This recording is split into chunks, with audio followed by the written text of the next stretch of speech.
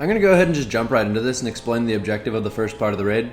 Basically what you need to do is take 12 relic halves, 6 on the left and 6 on the right, and put them into the statues in the middle area where you normally summon the Court of Oryx. Once you've done that 6 times per side, which you're going to be coordinating between both sides to do it at the same time, you will open the form that lets you into the main area of the raid.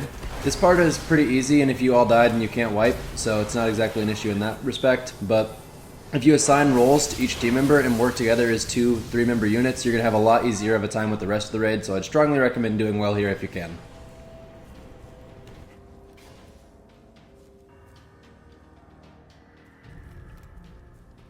The first and most important role for this encounter is the Relic Runner.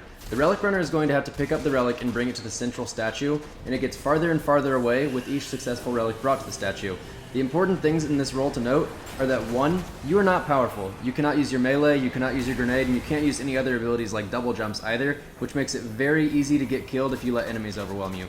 The other thing that is most important is that you have to coordinate with the other relic.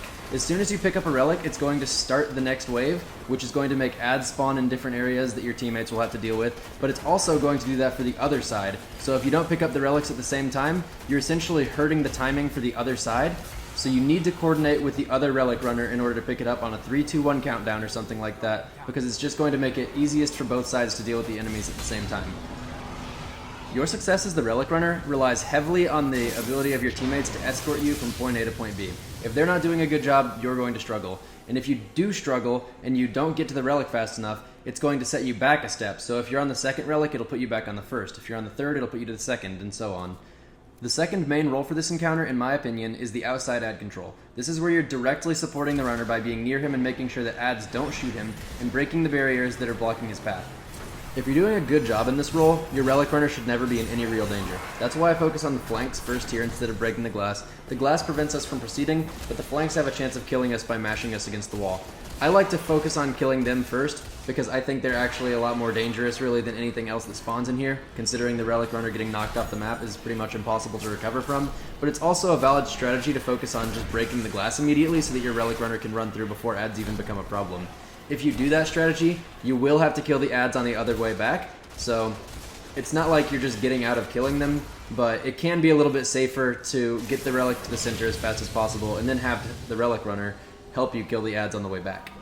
It's worth noting that if you opt for that strategy, you really need the other side to participate with it as well, or you're not going to get any benefit out of it, because you do go faster if you just break the glass and get the guy to the middle immediately, but if the other side is actually escorting him more directly, you're just going to be waiting for them anyway.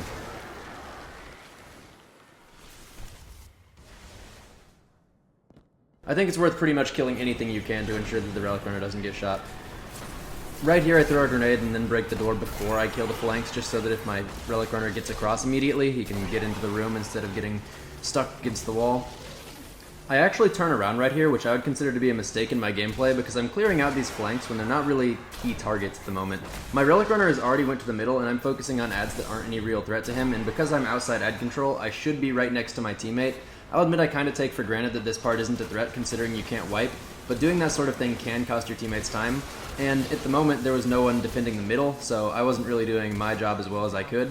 I think that's something that I could have improved on, and in hindsight I would follow my Relic Runner a lot more closely as outside ad control, because even though you can divvy it up to having outside ad control, inside ad control, and a Relic Runner, there's no real reason to stand around outside after finishing your job outside, so you're basically considering outside ad control as primary escort as well as outside ad control, whereas the person who's killing ads on the inside, whoever's considered inside ad control, they aren't really escorting the person because they don't actually follow them directly. They can go help whoever's on the outside, but chances are they'll be getting there after the fact. Most of the enemies will already be dead by the time they arrive, so it's kind of, they don't really see themselves as an escort role as much as the outside ad control does.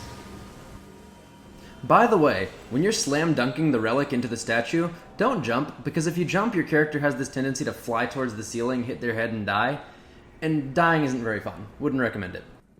So the third role that I've got going on is inside ad control, which I was referencing just a moment ago. The difference between outside ad control and inside ad control is obviously where you're standing to take on enemies, and also that you aren't really escorting the relic. The reason that this role is useful is that when the Relic Runners pick up the relic for the first time, ads start spawning in the middle that you see right now. Those ads can be dealt with before your Relic Runner actually gets to them if you leave someone in the middle. If you have 2 people escorting the Relic, you're just going to have to deal with them later, and it can just be a little bit more chaotic and difficult to deal with that way. So I think it's best to have someone standing on both the outside and the inside to kill ads, because it's just a little bit tidier that way. I think that if you have a team that you're going to try and bring into this raid, you probably want to have people that can handle 2 shield phalanxes on their own. I think that's a pretty reasonable expectation, and if you can do that, there's just no reason to have 2 people escorting the Relic at once on normal mode at least, because it's just redundant. There's no reason to fight over who gets to shoot stuff when you can both go shoot stuff somewhere else. Just works out better that way. If you hold down these 3 positions effectively, your whole team is not going to have any hiccups at all, because what's going to happen is your Relic Runners will pick up the Relic at the same time, everybody's going to deal with a small wave of ads, and then you're pretty much just going to be sitting around twiddling your thumbs for a minute while the Relic Runner gets to the statue and then runs back to the Relic again, because more enemies don't spawn in continuously, and keeping the roles assigned like I have said basically makes sure that everybody has a manageable number of ads to deal with, as well as other secondary roles that they can fulfill if they finish their main job. Some things that I think are worth noting for this checkpoint: don't put your back to a gap if you're fighting a tank and flanks. It's pretty simple. I mean, if they're going to blow you backwards, make sure that it's safe to be blown backwards. Instead of trying to kill them immediately from some really gung-ho perspective, it's pretty much best to just make sure that if they were to actually hit you, they don't kill you. Like, Commander right there was in no real danger. They're not exactly dangerous enemies, but if you're walking across a narrow bridge and you're actually stopping right in front of them, that's an actual threat, so deal with that appropriately. Secondly, if you're one of the people escorting the Relic, make sure that you're escorting the Relic. Pretend that you are the Relic Runner's gun, because that's pretty much what you need to be doing. You want to make sure that their run is as smooth as possible, as if they were the one doing all the work. Once again, if you're the Relic Runner, make sure to give a 3-2-1 countdown for the other side to pick up their Relic. That is actually really important. Do that every time. And if you're putting in the Relic, don't slam dunk it, Sketch. I don't know why Sketch always does this. It's like his favorite thing in the world to kill his character, but don't jump when you're slam dunking it. Actually, you know what? I can't tell you what to do. I'm making a guide. I'm not telling you how to have fun. If you want to slam dunk it, go nuts.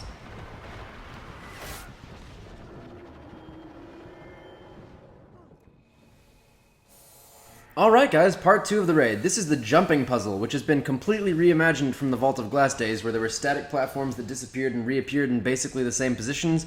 In this, we've actually got moving parts. So the theme here is to make sure that your jump lasts as long as possible. If you're a hunter, use triple jump, Bones of EO if they're available. If you're a titan, use controlled jump. And if you're a warlock, make sure that you're using one of the glide type jumps. I recommend focused burst, but any of them are pretty much going to do you just as well. This very first set of columns, you can jump across from any distance if you got those jumps on, but I recommend waiting until you know that the jump is going to be easy like I just did. Rushing across will make you look like a doofus if you fail, so just make sure that you make it across the first time. It doesn't really matter too much if you die here because you can't wipe, but in the next part, there's actually a jumping puzzle involving tomb ships, and it takes a long time to get from the first part to the final part of that jumping puzzle, so if you start dying a lot, your teammates are going to be waiting up on you and you're going to feel like you're a poo brain. It's not going to be good. There's also one more thing that I would like to note that I do right before I actually start that part of the jumping puzzle.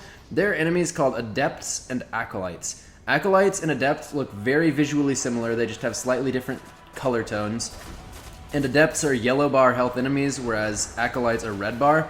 If you kill an Acolyte, it just does the normal thing. If you kill an Adept near an Acolyte, the Adept will explode, and it will infect the Acolyte nearby with some kind of crazy frenzy thing that makes it start shooting an ogre beam out of its eyes, and it makes it a lot more dangerous. So basically, if you're going to kill an Adept, make sure there are not Acolytes near it before you do that, or you're making everybody on your team's life harder. Okay, so the jump puzzle. This is really something you're going to have to do a couple times in order to get it down well, and I would recommend having high agility on, by the way, as well, in addition to the other jumps that I've told you about. If you have low agility, you're not going to jump as high, and height does matter at certain points. So the general theme here for getting most of the jumps down without any problem is to look generally forwards based on where the ship is going. Also, double jump right before you land on the one I was just on, because if you fall directly onto it without jumping again, your character will often die just because they hit the ground too hard. But again, the ship is moving forwards within a 180-degree angle of where the ship is going. You're probably going to see the next ship you need to jump to. It's most of the time pretty clear. If you want to just watch the video and memorize from there, that's one way to do it, because as far as I can tell, there's only one way to get from the first part to the final part, and these ship sets that I'm going on right now are that exact path. There might be some other way to do it, but I kind of doubt it. The platform that I just jumped on right here, it's one of the only static pieces in this area. If you stand on it for a while before jumping to this next one, which appears just to the right of the one that previously disappeared, you don't actually have to stop on that platform I was on, then you'll get a checkpoint if you stand on it. Stay on it for a little while if you don't want to waste your teammates' time, because if you do mess up one of these jumps, you're going to have to start all the way at the beginning if you don't stand on that platform for a while. But if you stand on the platform for a while, you'll save yourself time. This is another example of this ship spawning right in front of where I'm looking. Again, the ship is going to spawn right in front of where I'm looking. There is one deceptive ship that is going to come up. It'll be pretty obvious that it's deceptive. I'm shaking my head no. Do not jump on that ship. You can jump on it, then jump back on the one you're on if you want, or you can stand at the back of the one you're on, or you can stand at the right of the one you're on. At any rate, do not jump on that ship. That one leads to nothing and you will die. I might have had low agility there or something like that. That jump was relatively close. I don't think I did it as well as possible, but you should be able to do it without having to waste your super like I did every time. Again, looking in the general direction the ship is going. You look in the general direction the ship is going, and most of the time you will see the ship that you need to jump on. Oh, the Susans is online. That's great. Well, looks like that made it into its guide video. That's just howdy doody. Oh well. It's not like this part is that important anyway. Honestly, I'll be kind of surprised if anyone watching this doesn't skip this.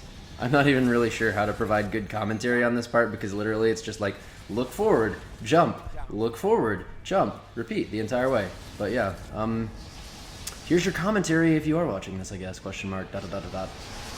At any rate, again, ship spawning right in front of where I'm looking. I think it's a really good pattern to have as a rule of thumb, because, again, if you die, you're going to have to wait for all of these ships, and I don't know if you've noticed, but this has been about like a 3-minute jumping puzzle, I think. So if you start failing these parts, your teammates are going to have to wait 3 minutes per attempt for you to learn it. So it's good to have that down before you go into the raid, because otherwise your teammates might not have the patience for you to learn it, especially if you're in like an LFG group or something like that, where they're going to pretty much expect you to know how to get through it. Here I was looking for adepts to see if I could demonstrate what I was talking about before with the ogre thing. The adepts weren't anywhere near any acolytes, so killing them wouldn't produce the ogre effect. And adepts cannot infect other adepts with that, thank goodness, because that would actually be pretty dangerous. I was just trying to see if I could prove that. At any rate, my two teammates hopped on the plate for me, which makes the wall right in front of the tomb ship disappear, which is really helpful because that's the only way you can proceed, which essentially means in order to get through this part, you need to have at least 3 people, because 2 people need to stand on the plate and 1 person can go through, and they could proceed all the way up to the next checkpoint if they wanted to. But if you want to get the full team through, which you do, because we're about to get a hidden chest right up here, you're going to need at least 4 people so that the people can hold the plate on the front side and the back side. If you're trying to get to this chest, like I'm going to show you to, you can jump on this little spike that's jutting out. You can also jump directly to the wall that I'm jumping to now. That also works, but it's just more dangerous, and if you fall, you're going to feel like a silly goose. So I would recommend jumping on the spike. It's easier, unless, of course, you've got like 10 teammates jumping on it at once, and if you have a 10-person fire team in this raid, let me know, because that sounds like that'd be really good for speedrunning. But basically, just try to make sure there's room where you're jumping to. This chest has things like, I believe it can have an antiquated rune, it has moldering shards, it has special ammo synths and primary ammo synths and heavy ammo synths, I believe sometimes, not all 3, but some combination thereof, and about 500 glimmer. Apparently you can get the ghost shell from it, but I have not seen anyone on my team do that, so I'm not entirely sure if it's true. Okay, so once you're across, you can kill these acolytes. Normally I would have another person crossing with me, but as you can see, our team got separated pretty badly because of the jumping puzzle I was telling you about. If you get separated at that jumping puzzle, it causes an issue, because next thing you know, you're waiting for a while. So what I'm doing is going ahead and clearing this side out and getting shot by a shrieker behind a wall, because I don't know what I'm doing. And now my teammates won't have anything to deal with once they get across here. Ads don't continuously spawn here like they do at the Crota's End Bridge, which is interesting considering these areas are very thematically similar. But yeah, the enemies do not continuously spawn, so once you kill them, they're done. I'm actually about to show you where the first calcified fragment is. It is right in this corner behind the pillar that is behind the Shrieker. That's calcified fragment number 29. It is the first one in the raid. There are 5 total in the raid. That's the first one. So I go ahead and sit on this plate so that I can help my teammates across. And in general, by the way, as a rule of thumb, if you get to a plate first, just sit on the plate, because helping your teammates out is going to get them to a position where they can help you out, and there's just no reason to fight over who gets the loot first when you're all going to get it if you just work together. Just stand on the plates for the love of God. Okay, so moving along, we're getting to the 3rd checkpoint of the raid.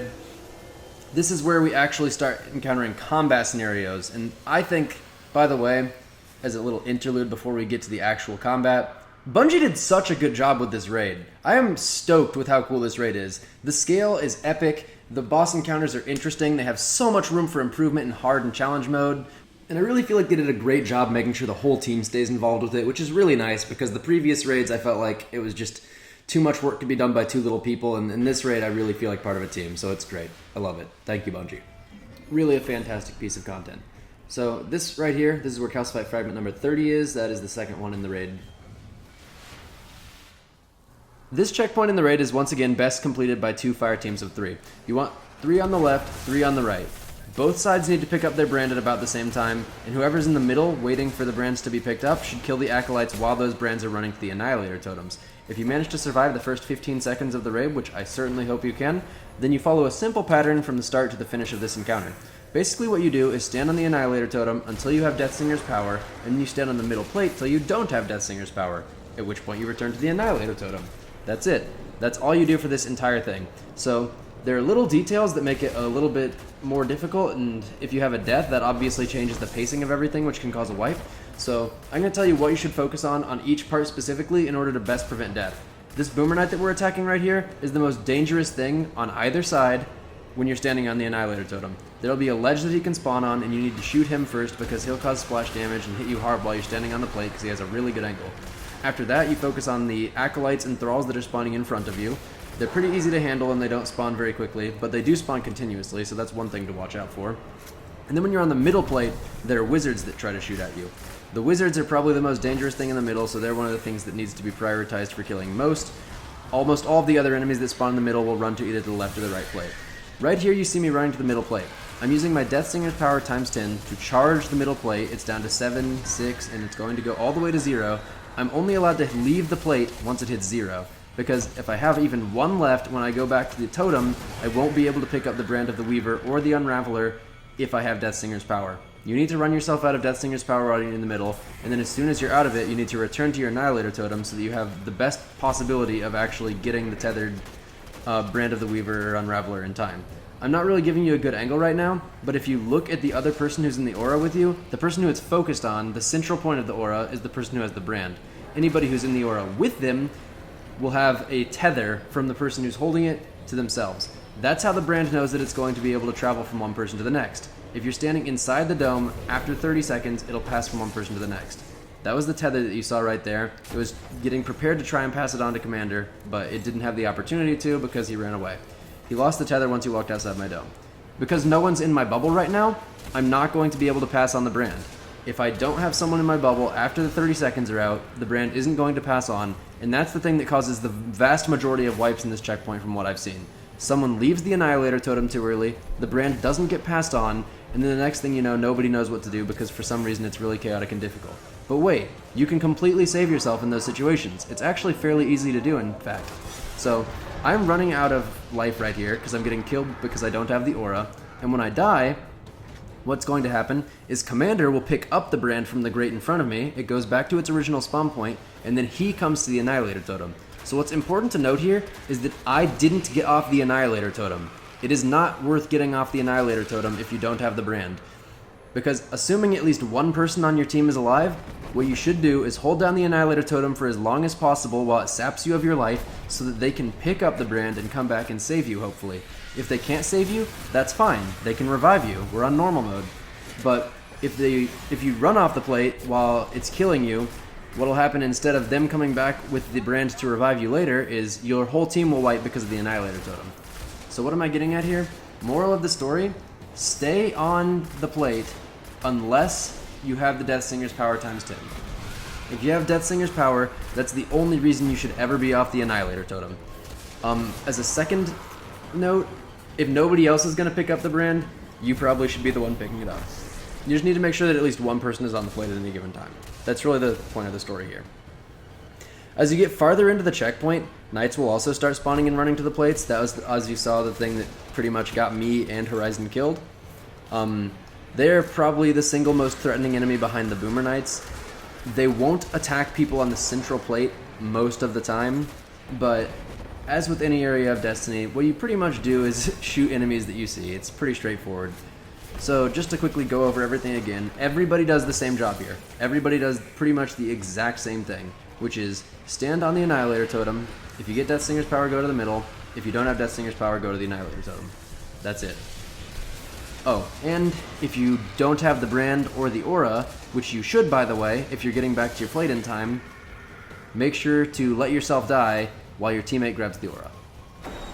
Just to be super clear, the brand of the Weaver or Unraveler passes at the end of the 30-second countdown on it, so you don't need someone inside the brand having the aura until you've got about 3 seconds left, just for having a safety cushion so that it knows to pass on.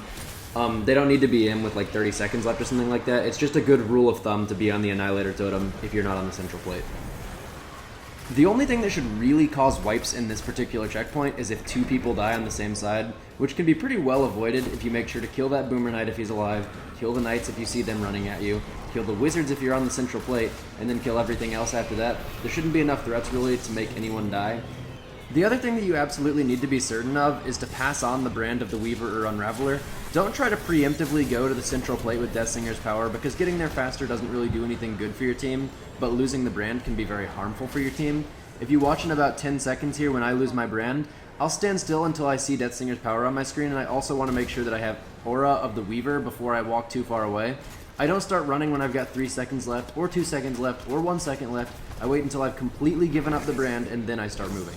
That's what you need to do every single time, because if you start rushing and try to get out of there too early, you'll lose the brand and it'll become a little bit more chaotic, and unless your team has really good contingency plans, there's a good chance it'll cause a wipe. So focus on the enemies, focus on getting on the plate with the Deathsingers power, but make sure to pass on the brand. That is the one thing that you really, really need to do. That'll make you a valuable team member, and that will definitely increase your team of 3's side of success. So yeah, that's what I would say. That's most important for this part. We're done with it now. Let's see what we can do in Section 4.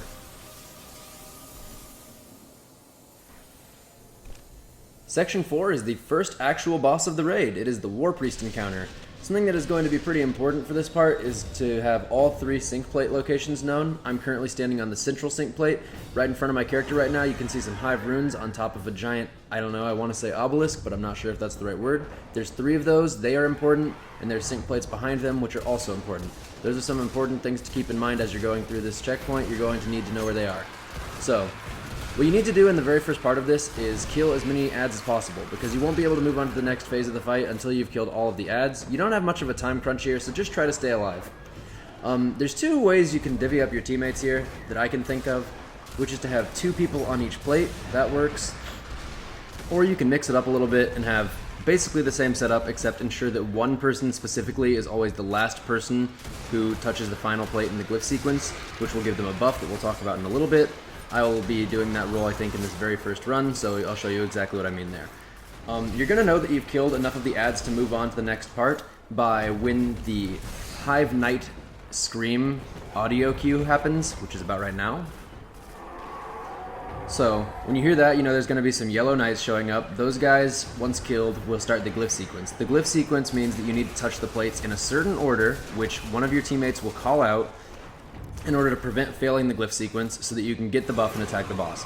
If you fail the glyph sequence enough times, you will just lose your DPS phase, and it's not a good thing to do. So basically make sure that you're touching the plates in the right order. I'll get on to how you can actually know what the right order is in just a moment. For the moment, I'm showing you what the brand carrier role is. The brand carrier is the person who gets the brand of the initiate, which is the 3rd person to touch the final plate in the glyph sequence. As I said, there's one on the left, the right, and the center. The person who touches the last one gets the brand. Everybody needs to stand inside the brand of the initiate in order to do damage to the boss, which is what I'm doing right now. And the brand countdown has ×3 and then a 7-second, 6-second, 5-second countdown. If I let ad hit 0, I will die. So what I need to do, in order to maximize the time of the buff, is kill an ad right before it hits 0, but also make sure to hit, I don't actually have to hit the boss, that's a complete lie. Just make sure not to let the brand timer hit 0. Once it is on this final step, it's not ×2 or anything anymore. That means that if I kill an ad, I have to do that to prevent my death, but now we don't have the buff anymore, which means we need to get behind one of the runes that I was talking about in order to not die to the Oculus. If you're outside of the area of the Oculus, or the rune, excuse me, you will be killed by this white light that's coming at us, and that's obviously not something you want to do, especially if you've got a full team doing it. So if you're the brand carrier, there's 2 things you need to focus on. 1, make sure your timer never runs out. 2, make sure your teammates know when the timer is going to run out, because it will eventually, and there's nothing you can do about it. So, You want your brand carrier to be someone that's going to be pretty good at killing ads and going to be consistent about making sure the buff lasts as long as possible so you can get good damage in, and also that they don't die, because if they die it'll pass it on, and you can definitely proceed from there, at least in normal mode. So it's not like it's the end of the world if the brand carrier dies, but obviously you want to prevent it. So that's pretty much my notes on that role. We were jumping up the top to DPS, by the way, because jumping up top has very few ads that will bother you while you're attacking the boss, and it's important to not have ads attacking you, because basically if you're not the brand carrier and you're killing ads, you're taking away ads that they need in order to continue the buff without dying. And if you are the brand carrier and you're killing ads, you're making your buff last a lot shorter of a time than you normally would, because you're taking off one of the chunks of the initiate every single time you do it. Alright, I might have to just re-go over that at the very end, but we'll move on to the second role. The second role is the sequence teller. This is exactly how you know what order you need to touch the glyph plates in. So what I do is come up to the front and look for one of the runes that has the bright blue light on it. The bright blue light this time is on the right side, because it's my left, their right. Then there's that fire hanging in the air. Once they've gotten the first two, they should be able to figure out what the third is, because process of elimination, there's only one left. But that role is important to do, because in the very first phase, when there's 3 glyphs up, there's no way that you can actually tell what the sequence is without looking at those blue things. And again, if you fail the sequence enough times, you will automatically have a DPS phase wasted, and it's just not good to do. I think it might even actually just wipe you. We haven't done it in a while. Point is, you don't want to do that, so don't do it by process of elimination. Make sure you have a sequence teller at the front telling you what to do. You could also double up on the roles and have the sequence teller also be the brand carrier. That might be one way to do it, but your teammates are just going to become really reliant on you as a whole if you do that. So I wouldn't recommend that for anyone that isn't planning on basically just carrying their friends. Again, the person who had the brand was telling us when we were about to run out of time, so that we can stand behind this. You need to stand directly behind it. A good rule of thumb is that if you stand on the sync plate behind it, you'll be safe. Otherwise, the Oculus will wipe us. We intentionally didn't kill the boss there because we wanted to go ahead and show you what the third phase can be like, which is taken enemies. It's very similar to the previous waves, where there's just the enemies that hopefully you saw. On the left and right there were acolytes and adepts that probably weren't very obvious, but you'll get a good idea of what ads are going to spawn on your side if you have done that side a couple times. Other than those ads that do spawn consistently every time, when you get them down to about 25% health, they're taken spawns. On the left side, there's going to be scions that are spawning, I know, and I believe that's the same for the right as well, and there are also taken knights. One major difference from the taken phase to the other phases is that there will be a taken knight that is hollowed. The yellow bar taken knight will spawn directly on top of the plate. The yellow hollowed knights spawn behind in the doorway when we heard the yell. Those ones will spawn on top of the plate. So basically you can't use your plate as a safe point once he's below 25% health, because the taken enemies will spawn exactly where you are and you'll take damage from the blight as well as the enemy being right on top of you. The teller isn't necessary on the third and fourth phases because you can just use process of elimination pretty easily to see the red flare in the air, or if you don't see the red flare, know that it's the remaining rune. But I would recommend having someone that's designated to be the teller either way, so that you can get someone practice with getting the right rolls down and so you don't mess up the glyph sequence, because it's just inconvenient. There's just no reason not to have someone kind of directing people around, because you want to have a whole group initiative. You don't want to have everybody pulling in different directions. At any rate, that's pretty much that boss checkpoint. We're going to go ahead and move on to the fifth part.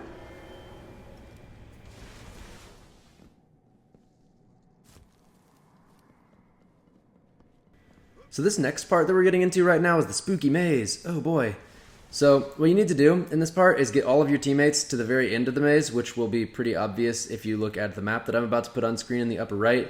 I'm starting at the very back of it. If you move to the very front of it, that is where the end of it is. Get to that door and you win. I should have marked it on the map, but I feel like it'll be pretty obvious. I'm at the star right now, and I walked from the very bottom part of the map to the star. If you walk to the very top part of the map, that's the end of it. That's what you need to do. Just get to the very top part of the map, all 6 of your teammates, and that will let you into the next checkpoint. But there's also a calcified fragment hidden in the maze. It's on the black dot that I put into this. I'm standing on the plate that is the black dot right now, and the calcified fragment sits right behind that. There's also an extra hidden chest, which has the possibility of an antiquated rune. It's got moldering shard, and then it has special ammo sense and glimmer again, I believe. You can also get some other stuff, but it's nothing really spectacular. And the way that you get to that chest is by getting to all 4 of the dots that I put on the map. The red, black, green, and blue. And then you need to press them in a certain order. So you need 4 teammates to get this.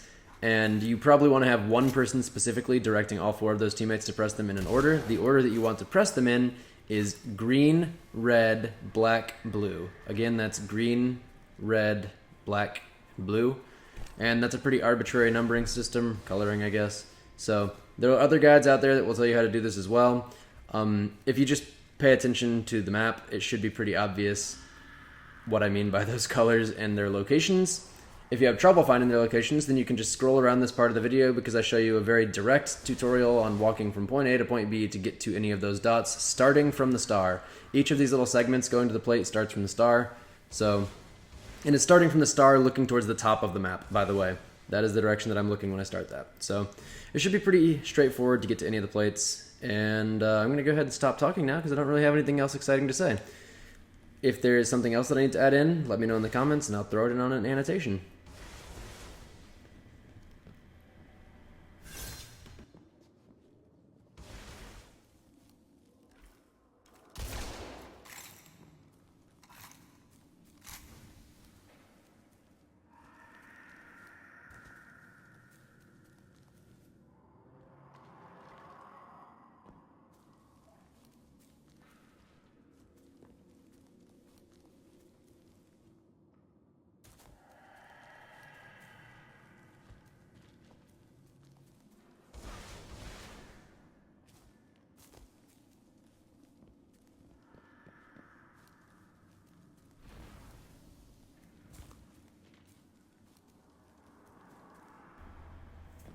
So I've actually decided I do have something that's probably worth saying. To get to the green dot, you probably want to use your ghost to scan the area that you're in, especially if you play in a low darkness setting, because it's just going to be easier to tell where the pillars that you can jump to are.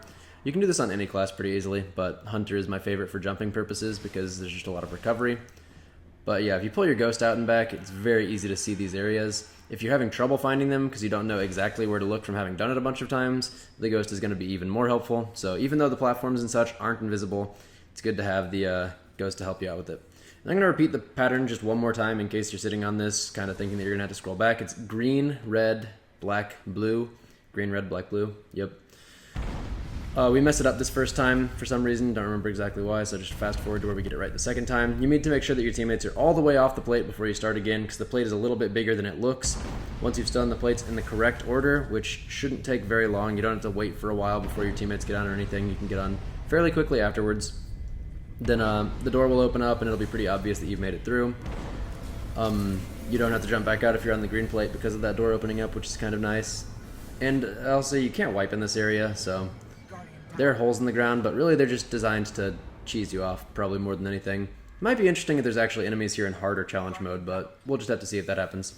So the chest is basically if you take a right forwards from the green dot and then a right again, that'll lead you right next to the star, but with a wall between you. That is where the chest is. It's also, if you go to the very end, which is where I'm headed right now, to the very top part of the map, if you go that way and then just go straight down, you'll run right into the chest. It's fairly difficult to miss, though. If you know where the end is, you should be able to find the chest because it's in literally just the exact opposite direction. Anyway, that's it for the spooky maze. We're going to go ahead and move on to part 6. The bane of everybody's existence, Golgoroth. So the Golgoroth encounter can be seen as really complex or really simple depending on how you do it, but it's very fast-paced, which makes the timing of it somewhat difficult. In the very beginning, what you need to do is knock down the ball to start the fight. The timing of this is actually pretty important because it takes a lot of shots to knock these things down. Notice how many people are shooting it and how long it still took.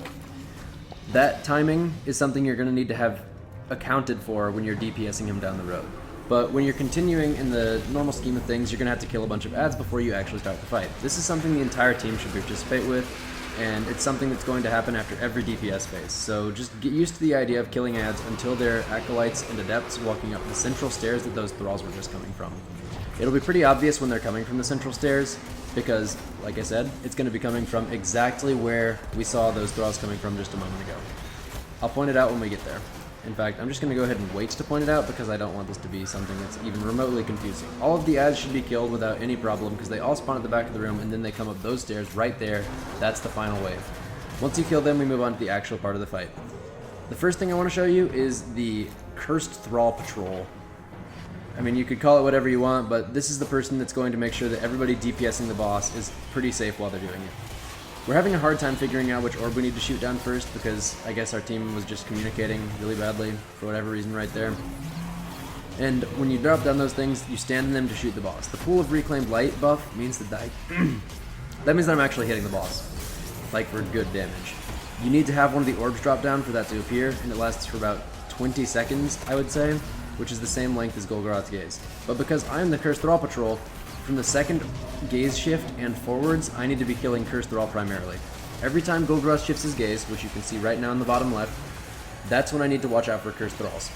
3 will spawn every time. I'm killing them to make sure that they don't get to my teammates. You probably want to have one person assigned to this role because, generally speaking, your entire team isn't going to do a very good job of actually holding down the spawns if you don't have someone assigned to that role, because everybody wants to DPS the boss and see a really high number at the end, so you probably want to assign someone to the Cursed Thrall Patrol to keep everybody else alive. It's not really glamorous or anything, but it's important. The DPS role is doing exactly what I'm doing, except minus the Cursed Thrall Patrol. And you'll also notice that I'm shooting down these orbs to try and get rid of them in a reasonable amount of time, because killing the orbs pretty quickly is important to actually get the buff while you're shooting him from a good angle. You want to be shooting the orbs to drop them down about 5 seconds before the gaze actually shifts, because like I said, it takes a lot of bullets to knock them down, and you need to have them down in time to get good DPS. Once you've run out of gaze shifts, which you can tell by the not having any orbs anymore, there's 6 gaze shifts total before he'll just automatically close his back and he won't be able to take his gaze, then everybody needs to get out of the middle. Your gaze carriers should probably call that out for you. That's definitely going to be the simplest way to do this. In general, the gaze carriers should be the ones calling out which orbs to shoot, when to get out of the middle, and when to go ahead and start shooting the next orb. Although, you can kind of work on your own assumptions with shooting the next orb. The Cursed Thrall Killer, you don't really need a whole lot of timing for this particular role because, as I said, the only thing that you're doing that actually directly affects your teammates, where you need to be helping them support-wise, is knocking down the orbs. This is the last wave of ads again. The order that we do the orbs, by the way, is something that is kind of up to debate among various people. They are not really sure what the best strategy out there is. This is just the strategy that my team uses. We start on either the left or the right and then work alternating from back or front to back the entire way. There are other groups out there that say that the best way to do it is to knock down the left orb and then you don't actually even knock down any of the orbs, excuse me. One of the best ways that other groups have said is to take his gaze, then you shoot down the orb on the opposite side of his gaze, then the other person will shift his gaze to the side where you've dropped down an orb, and that's where you start shooting him, and you get full 20 seconds of DPS perfectly there. That's one way to do it, but you only get half of the orbs actually effectively used, so I think it's better to do the strategy we have as far as using all of the orbs effectively. It's not necessary to kill him super quickly. You get 3 solid DPS phases at least, as long as you're going at a reasonable pace. At about 30% of his health, Taken Thralls are going to start spawning in. That changes the fight significantly in that the other enemies won't spawn in, so you don't have to wait out for the 4 waves of ads in the beginning. So you don't have to wait until the Acolytes and Adepts walk up that stairwell anymore if the Taken Thrall are still spawning in, so that's something worth noting. Back to the other strategies though. Like I said, there's the one strategy, which is that you should fire at him only when he's looking towards either the left or the right, so you can absolutely maximize the DPS on those 3 orbs. And then there's also the train of thought which says you should only take his gaze for 20 seconds at a time. Pretty much the same idea, except you don't even shift his gaze from left to right. You just take his gaze, stand in one of the pools, and hurt him as much as you can for that first gaze, and then move on to the next one. I'm going to go ahead and talk about the gaze holder role though, and why I think this strategy is a good one. First of all, shooting his back on that orange spot, that is how you get his gaze. That is his actual weak point, but you can't really hit it with any regularity, so you shoot that once and you get his gaze. I'm counting down right now. 3, 2, my teammate grabbed it. My teammate will always, assuming of course you have a good teammate, grab the gaze before it runs out of time, which is why I have to count it down. And remember, mic delay is a thing. There is a specific amount of delay on the mic. It's not very much, but you don't want to hit the gaze immediately when they say 0, because chances are you'll just wind up being too late because of mic delay. So basically, right now I get a line of sight to Golgoroth, so he can see me directly. That's the best way to make sure the Ogre's Venom flies right at me, which makes it very easy to shoot it and keep myself safe. He won't fire at me himself, so he's not really dangerous. I count down the 3, okay, I was counting down early there apparently, but I count down my time so that my teammate can shoot before I run out of Golgorod's gaze. It's pretty straightforward to move it from left to right. The one thing that you're going to want to focus on if you're in this role is making sure that your teammates are going to have a clear shot at his belly. I know that was a lot of talking, and this probably wasn't the clearest demonstration ever of what to do, but just to recap on what I think are important, you need someone killing Cursed Thrall. Someone needs to be killing Cursed Thrall or your teammates in the middle will die. You need to transfer the gaze between the gaze holders very, very fluidly. If you have 5 seconds left, start counting down. Always make sure that you're counting down, and it's good to stand right in front of Golgoroth when you have the gaze so that you can easily shoot the orbs that are coming at you, because that's the only way you're going to be able to easily focus on counting down. Because if you forget to count down, you're going to fail to capture his gaze, and he'll start attacking the people in the middle, which is probably going to cause someone to die. In addition, if you die while you're holding the gaze, it'll have the same effect. It'll say that he satisfies his hunger, and then he'll start attacking the people in the middle. Basically, if you're holding the gaze, do not die, do not forget to count down. Moving right along, this is Calcified Fragment 32. It is in that little nook up there on top of the rock. Should be pretty easy to find if you're just watching the guide. I'm sure that it wouldn't be too difficult to scroll the table of contents if you needed to get it back. And then moving right along, we're actually going to get to Calcified Fragment 33 immediately after that, in the safest passage of all time. So Calcified Fragment 33 is right directly below the spawn point, pretty much. You just hop on down here and then pick it up. Oh, well. Right on then. Again, Calcified Fragment 33. You pretty much walk off the ledge immediately where you spawn. You could also drop down a more safe way and then double back, but I just dropped straight down because that's what's up. And I almost died to my teammate again. Good lord. Okay, threatening. At any rate, Calcified Fragment is right in that corner. Should be pretty easy to find if you look straight down as soon as you come into this area. There's also a hidden chest here, which I'm going to lead you to in just a moment. I recommend having a sword for this part, by the way. It's like the easiest way in the world to guarantee that you don't die, because you just get a little bit of extra oomph to your jump every time. At any rate, in order to get that extra chest that I'm talking about, you just go down the pathway until you get to this very first target sink plate type thing. My teammates are already jumping up the path. It's fairly obvious once you start on it. You jump to this little ledge that's on the support beam or whatever this is. Then you can pull out your ghost to see that there's a hidden pathway off to your left. And you walk up that. Directly in front of this plate is another one. And then you jump up again to another thing on the pillar, support beam, whatever it is. You can jump to the main wall, and then there's one more hidden path. Basically, if you pull out your ghost and just look for the hidden paths around you, it should be pretty easy to find this thing. This chest can have exotics in it, so that's kind of cool. And other than that, it's got moldering shards and glimmer and synths and that sort of thing. So it's not like a super spectacular chest most of the time because the exotic chance is relatively low, but it is, I guess, the best chest in the raid, so that's kind of cool. I also think it's pretty well hidden. I like this jumping puzzle in general. So the best way to get through this jumping puzzle is to help your teammates out. I'm going to stand on this plate right here, and it's going to spawn some platforms right in front of me. I'm looking in the direction where they're going to spawn. In order to not get pushed off by this thing, by the way, you pretty much want to be careful when you're standing on it. Don't get right on the middle or you get killed. But when you stand on this plate, platforms appear right in front of you. These platforms right here were created by the plate that I was on. The next set of platforms is created by the next plate, and the third set of platforms by the third plate. So pretty much stand on all 3 platforms so that your teammates can get across. And if you're standing on all 3 platforms at once, then all of the platforms will, or all 3 plates at once, then all the platforms will just hang out in midair and you'll be all kinds of gravy. It'll be great. By the way, this returns to what I was saying in the beginning of the raid, that if you get to a plate, freaking stand on it. Goodness gracious. I don't know why people are so insistent on like running ahead if they get the chance, but if you're one of the people standing on the plate and then someone jumps forward and stands on the plate and someone jumps forward and stands on the plate, then everybody can have an easy time moving forward. Or everybody can just go as fast as they possibly can and not stand on the final plate, and then you'll just struggle because it's going to be like, oh no, how do we move forwards?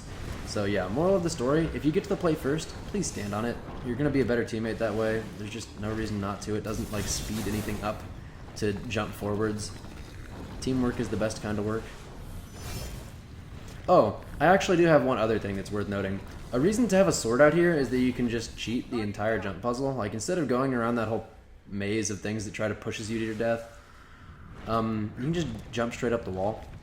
So I'm going to demonstrate how you do that. You pretty much just spam the jump button and the melee button, and your character will just jump up the wall. You can do the same thing on Titan. Pretty sure you can do the same thing on Warlock as well. I know you can do it on Hunter. I'm demonstrating it right now on Hunter, so you can kind of do it however you want. I wouldn't be surprised if that gets patched in some way, but at the same time, I kind of would. So if you have a sword, you can do it on easy mode. I'm going to go ahead and move on to part 8 in just a moment here. We are almost at the penultimate boss of the King's Fall raid. Not really sure why this door isn't open. There we go. Okay, door open. There we go. Moving on. Oh, nope, door closed. Okay, that's fine. Went up.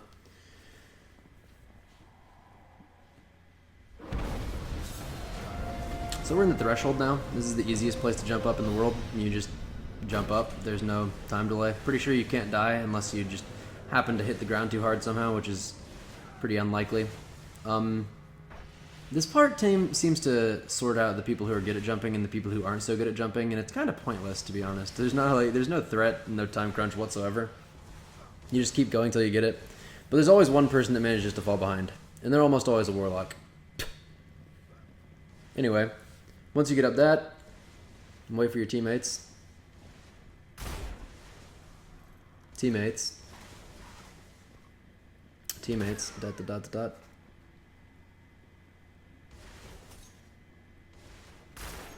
Then you get onto the Deathsinger encounter. The Deathsinger encounter chooses one person at random to get a buff called, well, I guess it's not really a buff, it's really just a change, called Torn Between Dimensions. It'll be pretty obvious when you have it, and I'll actually get it at a point in just a moment so I can show you what it looks like. The idea, when you have that, is to build a ascending staircase in a counterclockwise order so that they can get to the buff that is spawning way up there. That's called the Brand Claimer, and in order to get to the Brand Claimer, you want to build a counterclockwise staircase to it, which means that right now we're starting on the back left plate, then we're going to get on the front left plate, then the front right plate, and the back right plate is the one where the brand is. That's the one that it ends up on, and that's why you need to go in the counterclockwise order, like starting off of it. You need the thing that the brand is under to be the last plate that you touch in a counterclockwise order. If you're standing on one of the plates at about 45 seconds, you're going to notice a platform spawn that will spawn a Taken Vandal. They snipe you and they're really dangerous, so focus on them. Other than that, you really just need to make sure that you're getting on the plates in order if you're doing this roll. Once you see that your teammate has gotten the Brand Claimer, and no sooner, you can jump off the plate. Don't get off the plate until they've got Brand Claimer. If you jump off too early, all of the platforms will disappear and they're not going to be able to get it, and it'll be a wipe because you're just not going to have enough time. So basically, if you're in this roll, jump on the plate in the correct order in a counterclockwise formation. Generally, a good way to do this is to have one person call out the order, or call out the names of the people so that they can go in order, and just assign 4 people to each unique plate. And you can have one person that goes to the plate of the person who gets torn between dimensions, because inevitably someone is going to get torn between dimensions. The easiest way to do this encounter is to not kill either of the Deathsingers on your first go. If you're feeling really gutsy, you can kill them both on the first go, but if you don't feel so gutsy, you can kill them within 2 waves each. It's also worth noting that the Brand Claimer always weakens the one that is not singing. The Deathsinger that is not singing is the one that you want to attack with the Brand Claimer. So the brand started on the back right platform again, which means that we go back left, front right, back right, again, counterclockwise. Should be pretty easy if you look up counterclockwise. If you're not familiar with the term, it basically means the opposite direction a clock would turn. I know that sounds like ridiculously simplistic, but considering analog clocks are less and less common in this day and age, you never know if people don't know the term like the back of their hand. At any rate, counterclockwise, important. That's the direction you go in. If you do something else, the orb will spawn. You'll know that you're doing it right if you see orbs spawning on the way to the buff. Now we're attacking the second Deathsinger. They can be kind of hard to hit because ads will shoot you. And even though the ads don't damage you, as long as you're in the aura of weaving or the aura of unraveling, they will still make you flinch and mess up your aim. So it's sometimes good to have someone shooting them. I'm just shooting it because I'm out of sniper ammo, so I'm not going to be doing much damage to the boss either way, and I might as well help my teammates get good shots in. We decided not to kill the bosses on the first wave, again for the purpose of demonstration. If you kill them on the first time, you are going to make everything harder on yourself, because you need to kill the next boss on the first time, otherwise you won't get the right brand, and you will wind up getting wiped. Once again, the brand spawned on the back right plate. This is just RNG, by the way. It's pretty unlikely for the brand to spawn in the same place 3 times in a row. I'm going to point out the orbs this time, if I can. No, I guess I can. I'll have to wait until I'm the one with the brand to show you what it looks like. But I'm reaching 50 seconds. Watch out for snipers. This is a pretty simple roll, to be honest. The only thing that really should wipe you here is if someone jumps off the plate, which they shouldn't. And if you forget about the snipers, you can die. So don't forget about snipers. Always look for them at about 43 seconds. And then once you've got those 2 things down and your teammate has the brand claimer, you can get off. Make sure that you're in the bubble with them, because if you're not in the bubble, what's going to happen is you will die, because you'll get shot by ads and you won't have any immortality. Once you kill either of the Wisp or the Deathsingers, stay inside the bubble. I have the Aura of Unraveling right now, and the Hymn of Weaving. Hymn of Weaving is what's happening. The Hymn of Weaving will kill you when you're in the Aura of Weaving. If you're in the Aura of Unraveling, the Hymn of Weaving will not kill you. Basically, you need the opposite Witch's thing in order to stay alive, which is why it's good to keep them both alive. You don't want to kill one in one phase unless you're planning to kill both in one phase. Now I'm getting pretty repetitive here. This is fairly simple looking, but if you're in a team doing it, you need to be pretty careful to make sure you get it right, or like if someone steps on the plate in the wrong order, it'll wipe you, and it's just all kinds of bad. At any rate, because it's chosen at random, anybody can get torn between dimensions, so you need to have everybody aware of what to do in this place.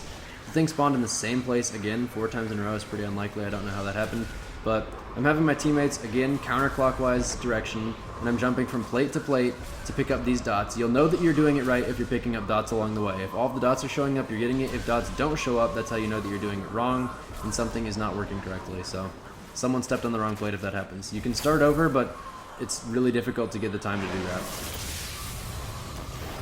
Obviously, if one of the witches is dead, the only thing you can do is take the aura from the one that is remaining, and then we go ahead and finish her off. You don't have to stay inside the bubble after the second one is dead because there's nothing trying to kill you, so you can just hop right out of it. At any rate, that pretty much sums it up. We're on the final checkpoint, Oryx. This has some similarities to the previous checkpoint in terms of building a counterclockwise staircase, so it's good to still have the same roles assigned to the plates that you did before. That's going to be important, but now you're going to be able to choose who gets the Torn Between Dimensions every single time. So instead of having someone random have to build the plates, you can actually assign 4 plates and assign a brand bearer to do it every time. So in the very beginning, once you start up the encounter by touching the spark, there's going to be a bunch of cursed thralls spawning on the left and the right, and then there's also going to be taken knights spawning at the top of the platforms here. Once you kill both of the taken knights, that will make Oryx move, and we're starting the actual encounter now.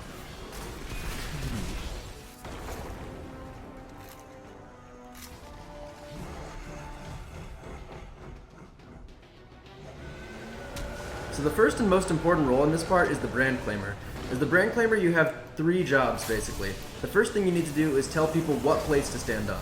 Oryx starts the plate every time, so if he's slamming the back left, then it needs to go front left, front right, back right, and everybody should more or less know what counterclockwise is from where Oryx starts, but it's good to call it out so that your teammates don't have any confusion. If you are the one calling it out, you'll always know what's best, and it'll be simple to do it that way. Once you pick up the brand, you tell your teammates that they can get off the plates. The plates are fairly dangerous to stand on, so it's good to tell them when they can get off. As soon as you've gotten off the plate, you move to the front where the spark was.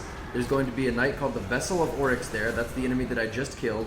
Once you kill the Vessel of Oryx, you won't have to worry about him picking up any of the bombs. You should have the Brand of Immortality because you've already taken it from him. Then you group all your teammates in the center to shoot Oryx in the belly. Once you shoot his belly enough times, he'll get staggered.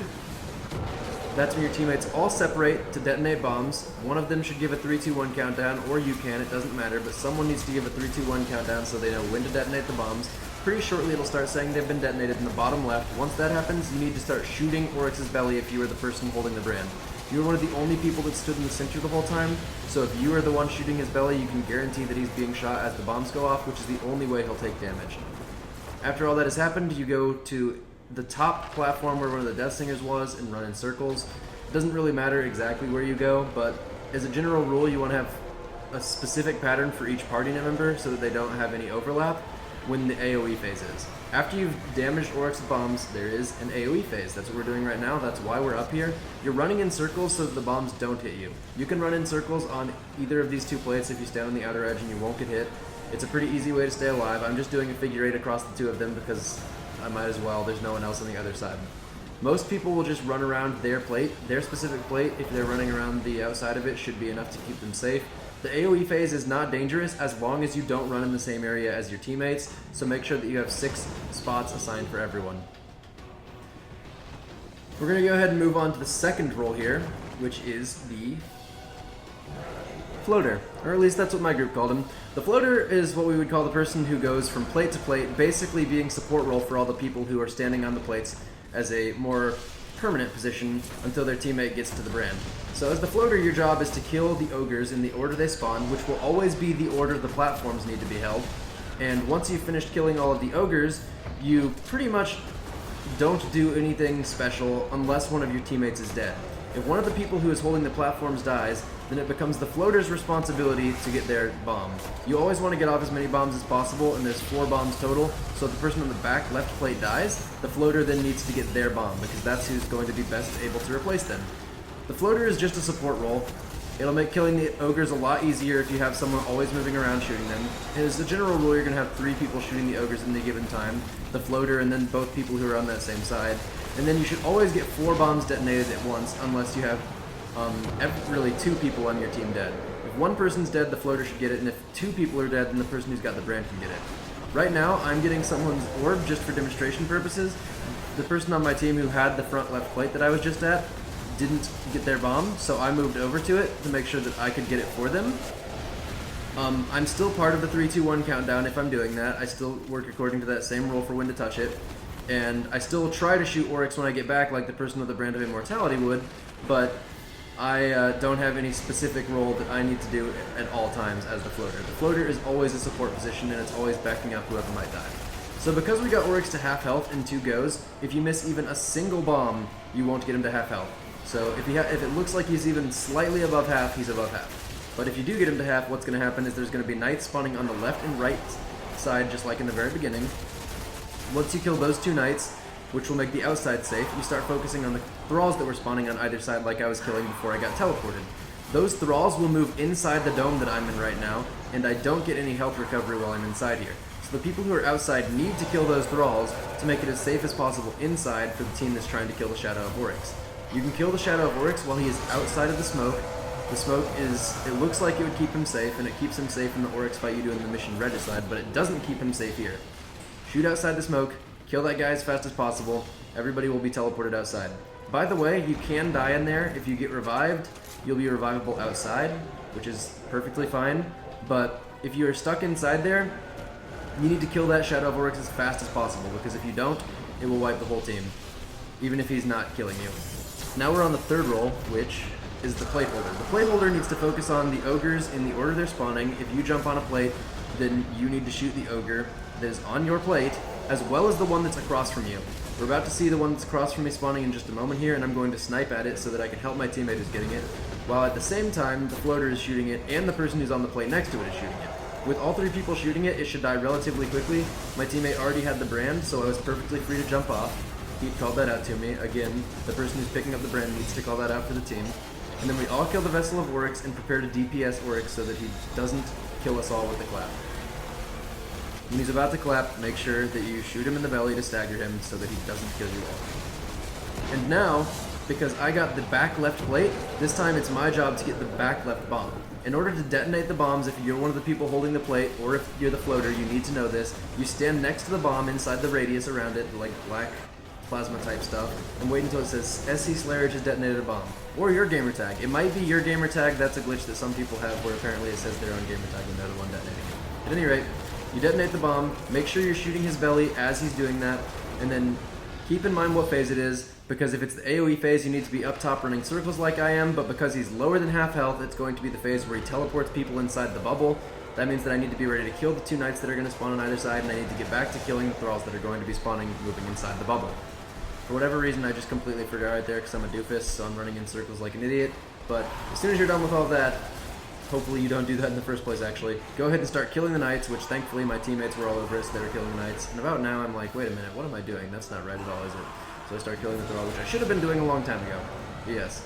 I'm just dumb, don't do what I do. Again, these Thrall are pretty important. If you kill them, they won't go inside the bubble and attack your teammates who will not be able to heal otherwise, so as long as you're on the outside, killing these guys is pretty helpful.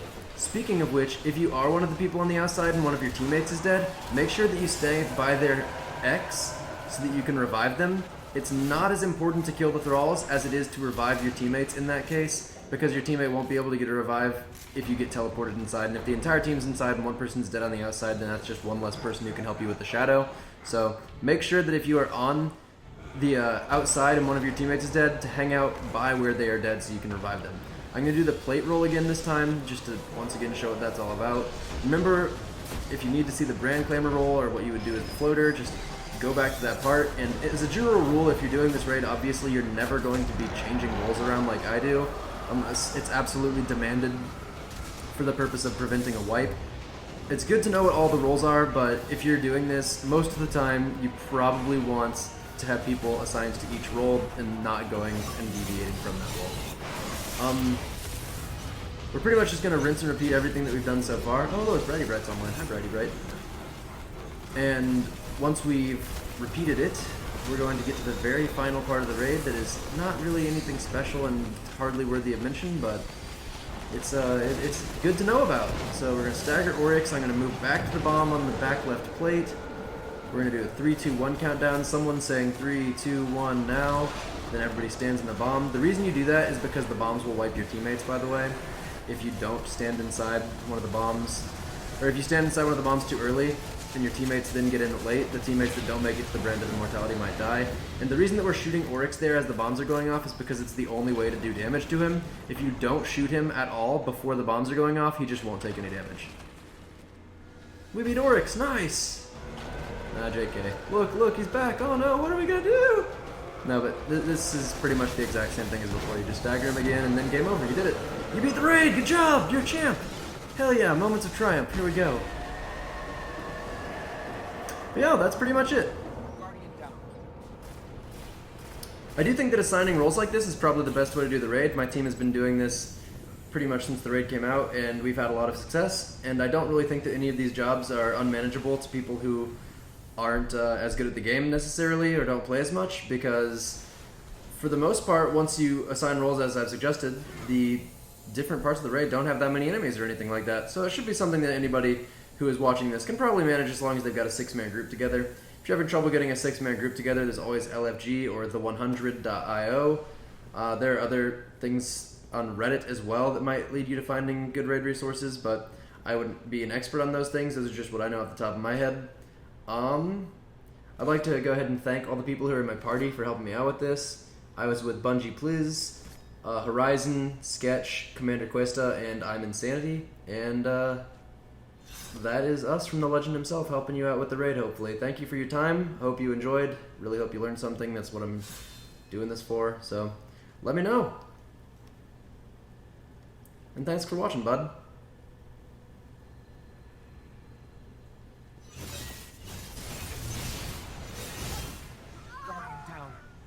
Guardian down.